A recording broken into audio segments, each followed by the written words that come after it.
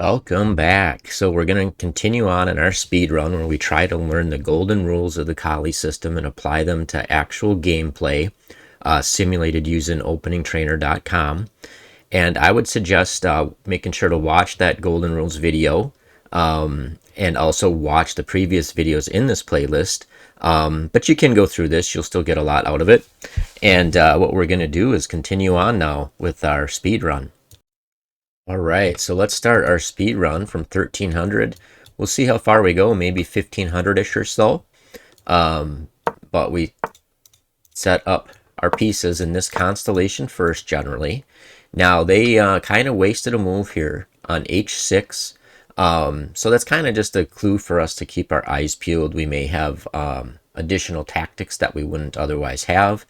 We're going to play knight b to d2, a little repellent to that e4 square. We're going to castle, so we're safe. And now we can already start to look to bust with e4. When we can safely do so, we do so. Note that we didn't play c3 because they haven't put pressure on our center with c5. So we can safely bust. We're going to do so. Okay. And now here's a kind of another golden rule. So that was one golden rule. When we can play e4, we do so. And when we can play e5, especially when we can gain time on that knight and dislodge it from the protection of the king sides, specifically the h7 square, we do so. So this should actually be a really nice position because look at how our pieces are positioned. We have more space here on the king side. Our pieces can come into play to the king side more quickly than black's pieces can come over there to defend. Look at all his pieces are kind of bunched up over here on the queen side, and that makes the position much easier to play for us than our opponent. So how to play from here? I'm thinking maybe rook to e1, bring the knight back to f1, and cartwheel it over to g3, and we just slowly push our pieces over to the king side. He's going to have to be pretty brave if he wants to castle over there. So let's actually do that. Now he played c5, so we can now play c3. That's our standard reaction. And we see we got a good position. We got a 1-pawn advantage after 10 moves.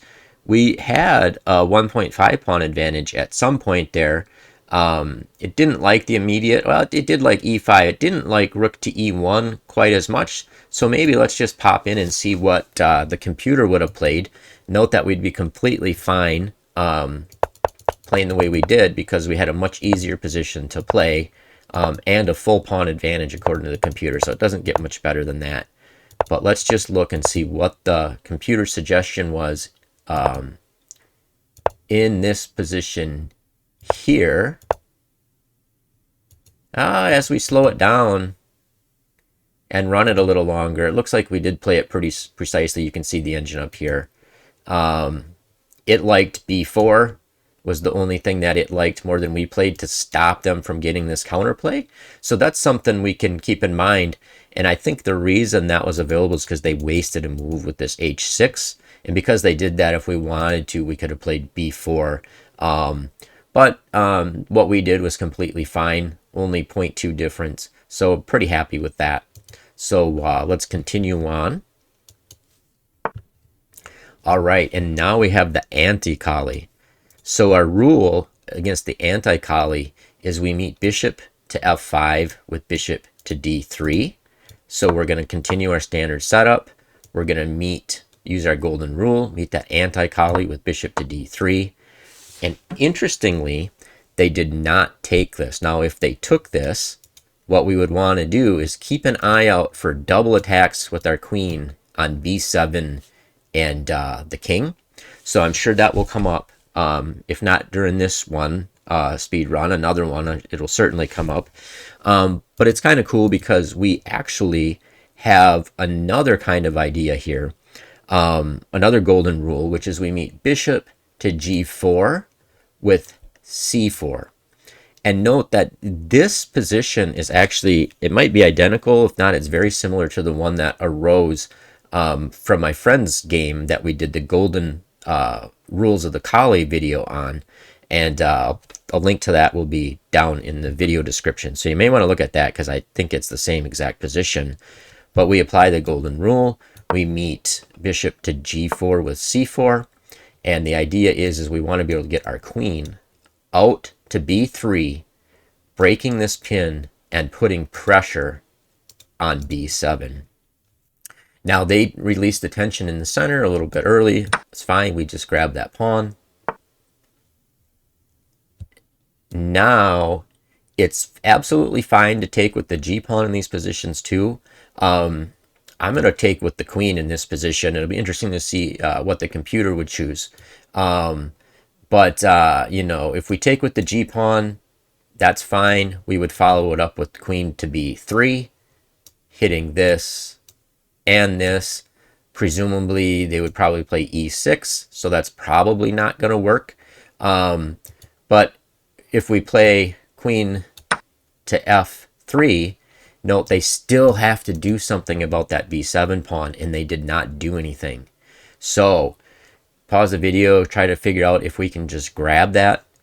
I believe we can. We're going to grab that. Now they moved away.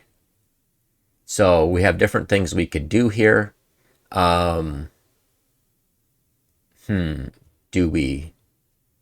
I believe we just play bishop to b5, pinning that piece. But is there anything better?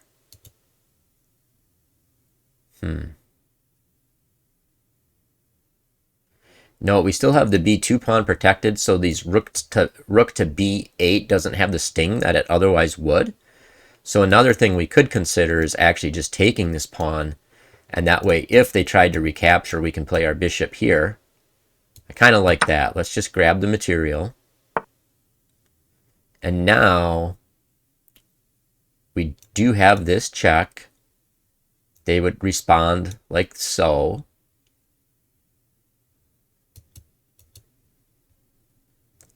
But note they're kind of, now they have this unprotected piece kind of dangling out in space. Want to make sure there's not anything better.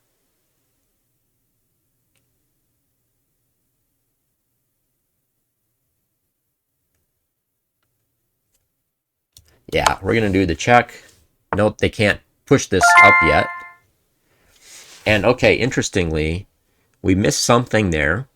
And that's why it's good to do this. Like, we still have an overwhelming position, a winning position. We're 2.6 up.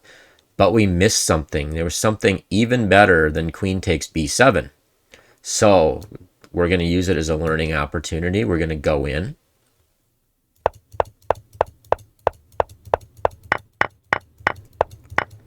All right, so I saw that. I didn't spend much time. I just took it. But when you have a good move, sometimes you have an even better move. And it looks like the better move in this position was to take that first. If they throw in the check, we just block it in the traditional way.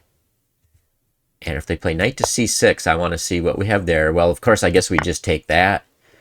So yeah, that was even better. So kind of the old adage, when you see a good move, look for an even better one. That applied here. The way we did it was super easy to kind of get a winning position. So that's the beauty of this Chessimple Colle, is that we follow these rules and we just kind of look for opportunities. And if they don't stumble into any of these things, then we just get a decent playable position. All right, so we're up to 1338. Let's continue on. All right, we have the Chigorin. So the Chigorin is when they play knight to c6 before they have moved this c7 pawn. And our recipe for that is that we want to meet that with bishop to b5. And then we play an immediate c4. And the reason for that is if you look at this position here, what black is trying to do, sometimes they play this without knowing what their strategy is, but especially when you get to the higher levels, they will do this with a certain purpose in mind, and that purpose is to play e5, And note, this supports e5, and this bishop indirectly supports them pushing e5 because it pins this knight to the queen, so the knight is not really contesting that e5 square. But once we play bishop to b5, now once again they can't play e5, right? Because we have this knight pinned. And then so our golden rule with the Chigorin, we play bishop to b5, follow it up with an immediate c4, and then we respond to what our opponent does. All right, so they played e6 here. Now, in this position, often a good square in these Chigorin setups, especially after they play like e6, is this queen to a4, really firing along, piling up on this pin. And when we do that, note that this knight is no longer pinned. So if they're not kind of aware of that and paying attention, we may be able to play knight to e5 with devastating effect. So we're going to play queen to a4. All right, now, so they could try to like trade off pieces here, right? So there's different ways that we can approach this position. So I would pause the video and maybe do a little bit of calculation here and see what you come up with. All right, so in this position, black, I think what they're trying to do is play queen to b4, double attacking the king and the queen and forcing our queens off the board and trying to take some of our built up pressure out of the position. But what strikes me is we kind of mentioned about how powerful it can be going to knight to e5 in these positions once this pin is broken. And I think this queen move up to d6 actually provides us an opportunity to do that with good effect. And I believe if we play c5, we're attacking the queen. The queen has to move, and then we can jump in to e5. And I think this might be kind of a devastating move. Let's give it a shot. Now, okay, so now we have kind of like two pieces piled up on a double pin. We have this knight pinned to the queen and to the king. So that is like as nasty of a pin as you can get. And now we can pile, when you get a pin, you look to pile up more pressure on the pin.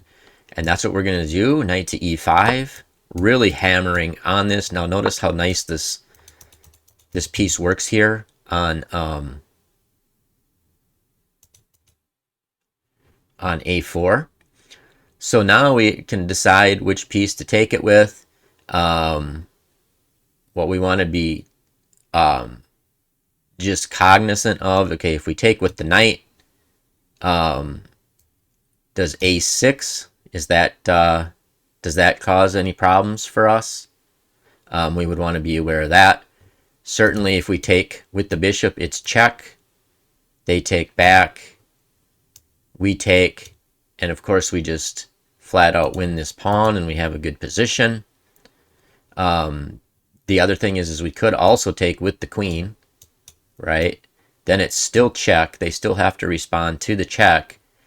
Then we could win their bishop. Not win it, but we get it for the knight. So it's kind of like a smorgasbord of opportunities here.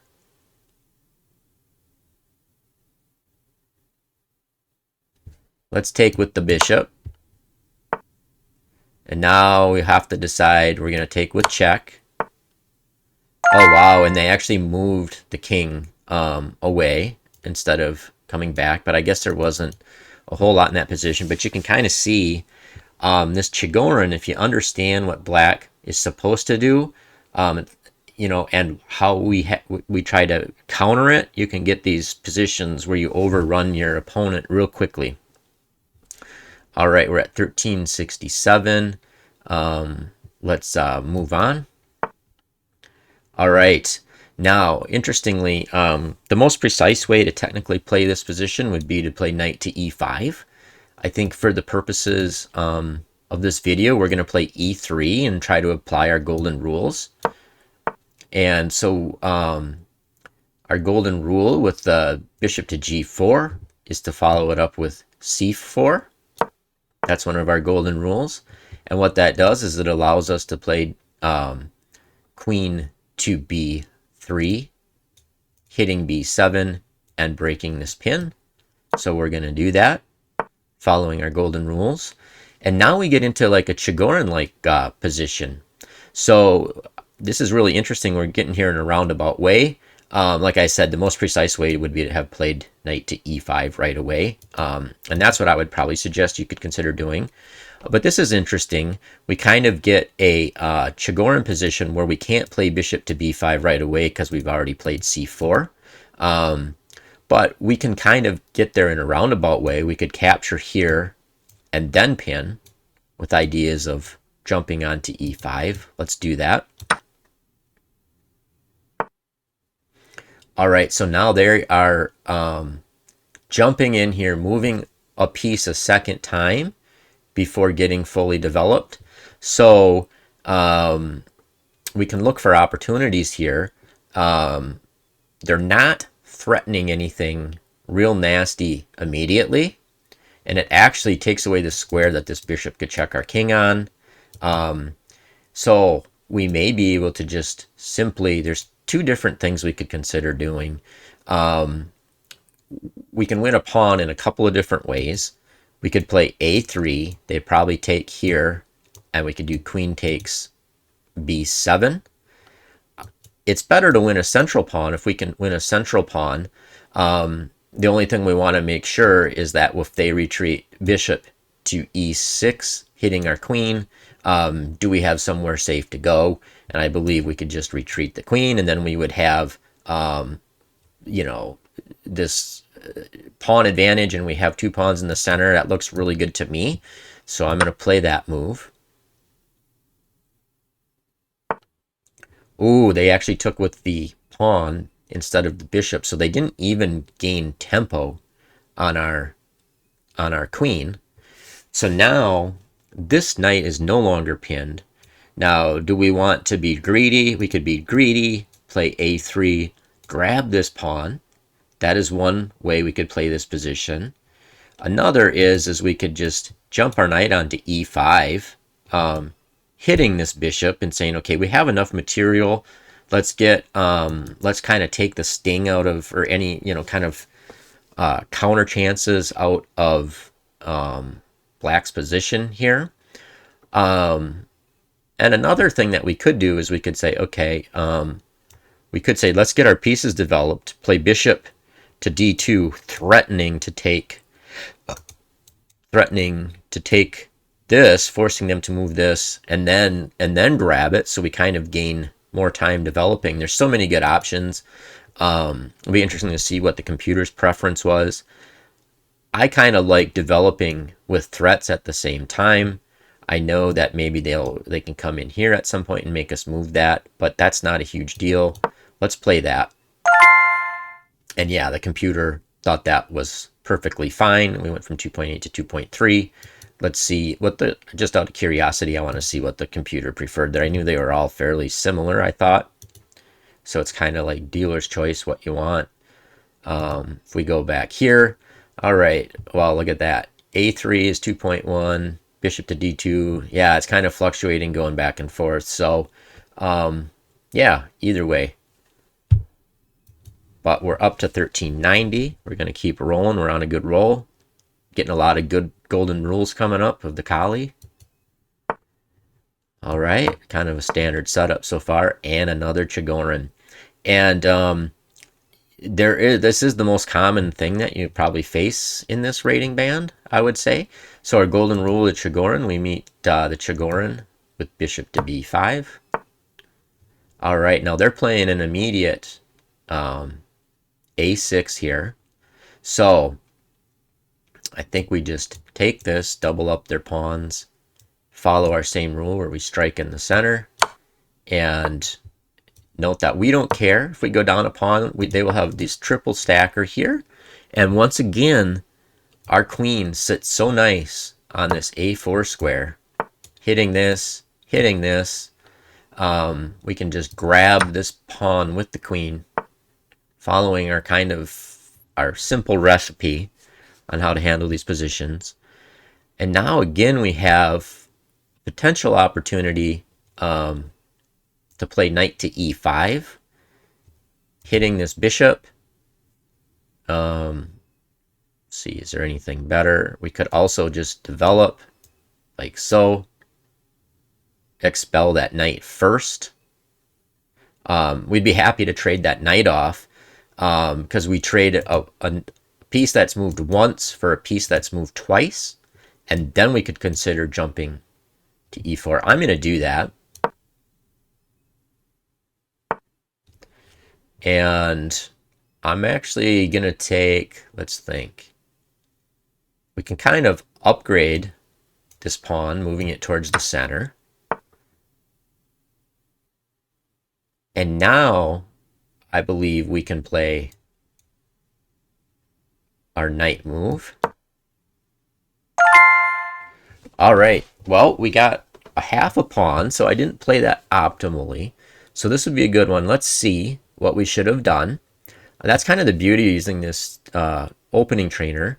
I did feel like maybe there was something I missed, because it felt like usually when you get in that kind of position, you can get like a really good position against these Chigorins.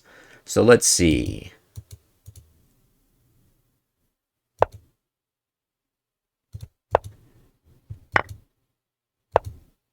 All right, it likes. Okay, so here's where we were kind of torn, and I thought maybe play knight to e5 right away. That actually, it does like that. Or queen to c2, hitting it that way, making it move, and then playing knight to e5.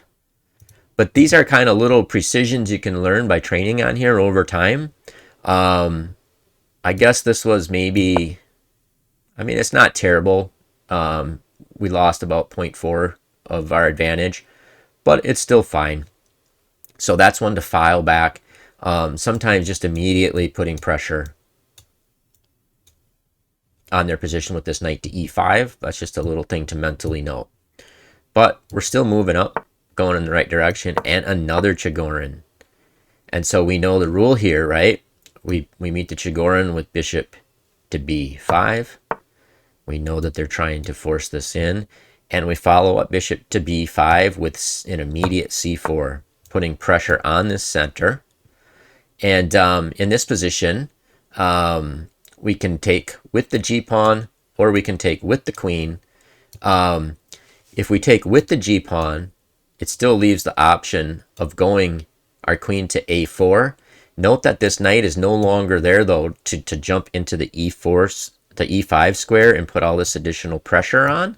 So it's not necessarily a bad thing to move our queen to f3 either. So I think I'm actually going to keep our pawn structure intact. See how that works out. And here we could actually, if we wanted to, take this, play c5, lock this bishop behind here, double up those pawns, and then perhaps maybe the queen would have been better here on d1. So that is one plan that we could do. Is there anything better? Not that I can see, so we're going to do that. See what the computer thinks here. We're going to get castled to safety. All right, so they are hitting this pawn here. We have it protected for the moment. So the question is do we want to spend time moving a piece a second time, just in the sense that then we are threatening to go up and attack these two pawns that are not protected? Their play is going to be e5. So this is an interesting one that we can learn from. It's counterintuitive to go back because we're moving a piece a second time before we're fully developed, but we are, in a sense, not losing much time because they need to do something if they don't want to lose material. I think I'm going to do that, actually. And yeah, we got 0.8 better.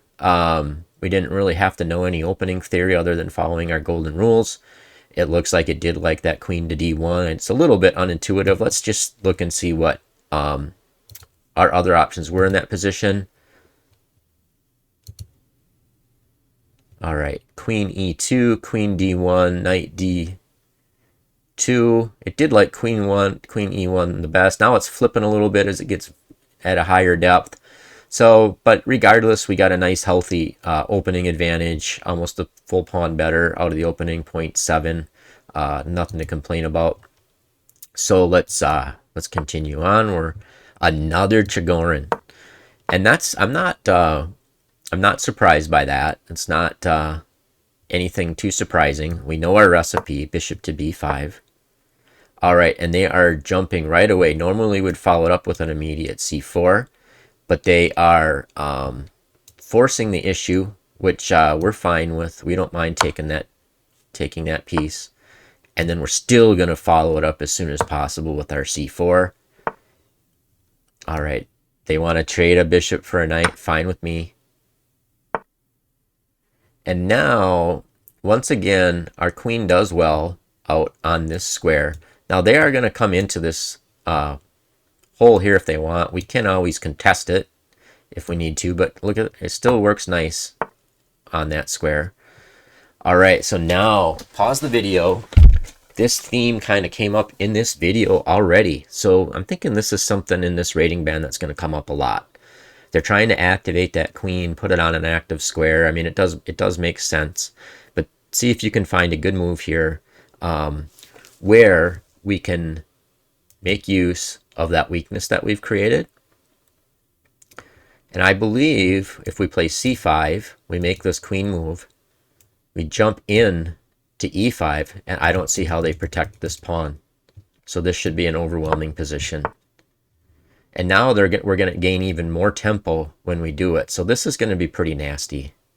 So now we jump in, hit this, and now we have to decide which way we take it. So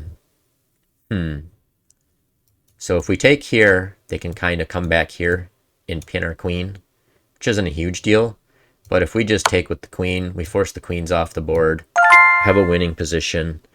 Bob's our uncle. Life is good. We're up to 1432 already. All right, moving on. Okay, so another golden rule of the Colle. We meet c5, c3. Golden rules of the way I play the Colle. And now we're going to be going right back in, possibly into our main line. So we got this constellation set up. And now notice that if we were playing the London system and this bishop were outside of this pawn chain, this move is a little bit more annoying than it is in this particular case. But we can actually continue on with our idea of playing knight b to d2, castling, probably going here and then there. So we're going to just go for our golden rule of trying to get the e4 bust in when it's safe to do so. See how they handle it here. Interestingly, I know we like to go safety first and castle. I believe we could actually, if we wanted to, possibly take here and bust already. But we're going to go safety first. See what black does. All right, and what's interesting here is that this kind of forces the issue, because notice when we play e4, we're going to be hitting that knight. So they're going to have no choice but to recapture that piece. So I believe we can safely bust. Normally it's kind of nice if they play this bishop first and then we capture the c pawn to gain a tempo, so they have to spend 2 tempos on that. So we could say, okay, well, is there anything constructive that we can do first? Is there anywhere where we can put a piece on a more active square and kind of spend a tempo so that they probably move this bishop and then we can not, kind of gain a tempo. And I think, we can move our queen to e2. So let's do that. And now if they move that bishop, which they did not do, by the way, so that's fine. This is why we have this hiding hole on c2. And now we're going to go for, now we can safely bust, and we're going to do so. And then we'll go for a kingside attack in this position. We're going to bust it open with e4. All right, and yeah, look at this is 2.9 advantage according to the computer. Notice that they spent time moving around with this knight, and so it's no longer in like a nice position to protect the king.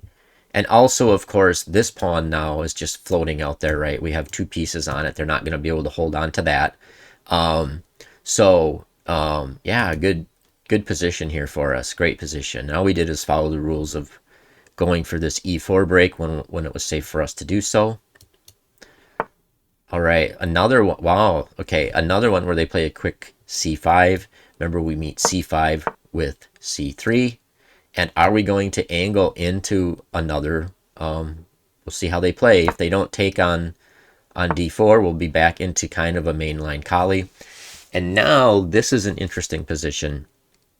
How we want to handle this. This is the one kind of piece setup that we want to be aware of. And normally you won't see this until much higher levels. So this, remember, this opening trainer pulls it from actual games in the Lichess database. But what black is kind of threatening to do here is to play e5. And then we kind of almost have to take it. And they play their knight here. And it's like technically like an even position, but it's very uncomfortable. We'll look at this on the Lichess board after this puzzle's done. But what we want to do is we want to threaten to hold on to that c pawn, and that way if they shove it, we can play b4, and if they shove it, we can meet that with h3. It's like a reverse semi-Slav note boom position. So that's how we play this. That's how we do it. That's how I do it in my repertoire. So we're going to take that pawn. And surprisingly, they did not play e5. So we will go in and look at that, because that is what you're going to probably see more often than not. And so we're just going to try to hold on to this pawn. And now they do it. So they've wasted a tempo doing that, right? So see, if they were a tempo ahead, they would have this threat here in this concrete position, which right now they don't have. So there's different ways for us to handle this. This is interesting. I've never seen this position before where they kind of spent a tempo. But intuitively, it feels like maybe there's something we can do to take advantage of that. Obviously, we have to... if they come here, our bailout move is always just to play h3, right? As long as this bishop's here. The question is do we have time to like play queen to a4, pinning that knight, threatening to take here? I mean, that's one thing we could consider. Do we just simply break the pin and say, hey, if you push this, then we're just gonna come out? I mean, that's the kind of the easy way to do it. We could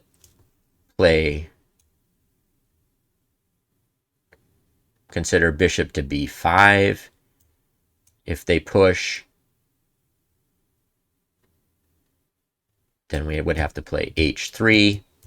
So the easy way to do it is just to play bishop to e2. I think that's what I'm going to do, but we will look at this a little bit because it is very interesting. All right, so now they waste, because they're slower, we can just simply go knight to d4, getting more pieces off the board when we're up a pawn. So we're going to do that. Simple and effective. We're going to take with the queen. So we're developing the queen for free.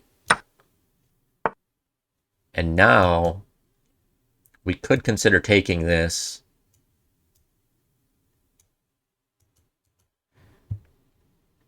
Not 100% sure what the best move here is. We could just continue developing.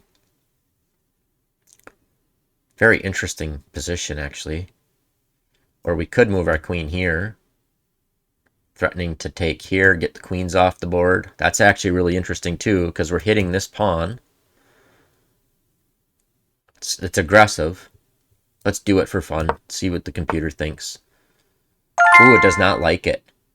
So, in the interest of time, I don't want to spend too much time calculating that out. But I would encourage you guys when you do this on your own to spend time on moves like that, because there's a lot to be learned. I just don't want the video to take forever. But let's see. In this position here, knight takes c6. That was my first intuition. Then I'm like, I don't want them to get play on these pawns, but I guess technically it's hard for them to do that when it would take so long for them to coordinate their pieces to do that. And of course, just castling was fine too. That's kind of the obvious move.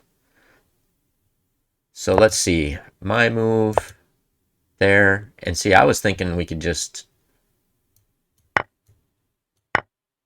if they took and we get queens off the board, and if not, I guess their queen is more actively placed than ours, so that's why it wasn't quite as good. We've kind of activated one of their pieces for them and made one of our pieces less active. So that makes some sense.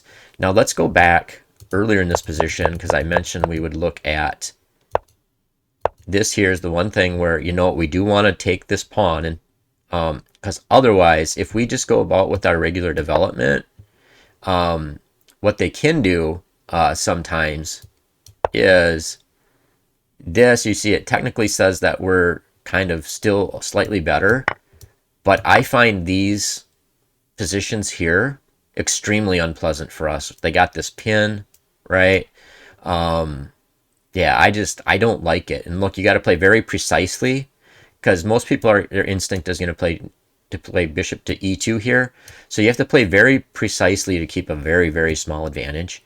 And once you play this, you notice it's already slightly better for black, but practically it's even worse than that, because it's just kind of demoralizing that they have more space in the center. They have this pin going on. We've gotten nothing out of the opening, just absolutely nothing. And so that's why when you see this, when they are threatening to play e5, that's when you want to consider, and they're not protecting the c5 pawn, that's when we grab it. So just kind of a little something to know there. All right, so we are closing in on 1500. Let's see if we can get there. So it looks like here we're actually going to get... okay, so this is not a good move by black, because we get to kind of support our center here for free, and now this bishop is kind of offsided over here. So we're just going to continue with our standard idea of going for this e4 break. So we're going to play knight b to d2, some kind of repellent for that square, and we're going to get castled and look to follow our golden rule. When we can safely bust with e4, we do so. And so now, like, this should be a good position for us, because this bishop is kind of over here, unprotected, floating in space, right? And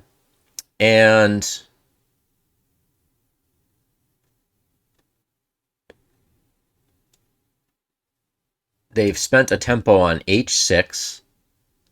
So this should be, just to like mentally note, we should look for opportunities here,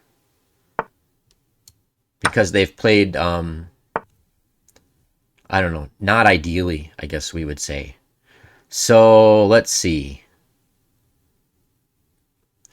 how to best kind of go about this position.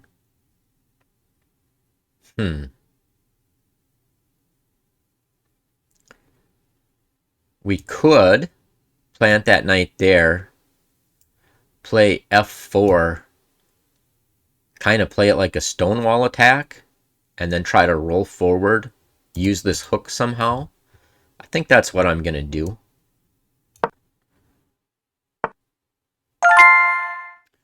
All right. So yeah, that worked out well. And we got our 1500. So, but yeah, so the idea here, let's pull this up on Lichess. The idea is we just followed our rule. Didn't have to memorize anything, right? Got safe, busted with e4. And in this position, then it was kind of like, we're like, well, what's the plan here? And I kind of like this knight to e5.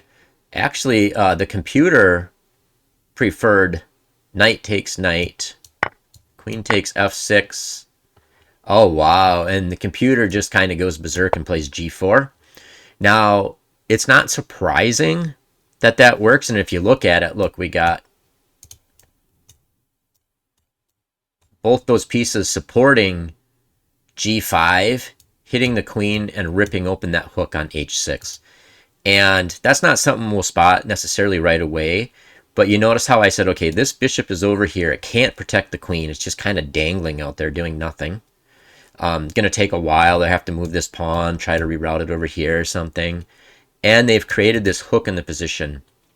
So it's not surprising that we have a powerful attacking idea is kind of just, Audacious is just playing g4.